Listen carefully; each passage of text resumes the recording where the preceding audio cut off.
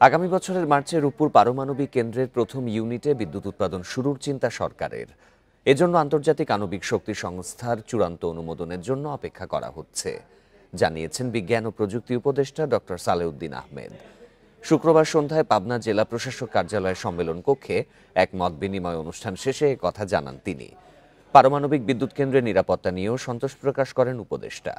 বলেন, পরমাণু নিরাপত্তায় সর্বাধুনিক পদ্ধতি মেনেই প্রকল্পটি বাস্তবায়ন করা হয়েছে। যত দ্রুত সম্ভব দেশের কাজে লাগানো হবে। এর আগে বিজ্ঞান ও প্রযুক্তি মন্ত্রণালয়ের বিশেষজ্ঞ দলের সঙ্গে প্রকল্পটি ঘুরে দেখেন তিনি। এটার কন্ট্রিবিউশন দেখলে ইলেকট্রিসিটির জন্য ডেফিনেটলি পজিটিভ হবে আমার দরকার।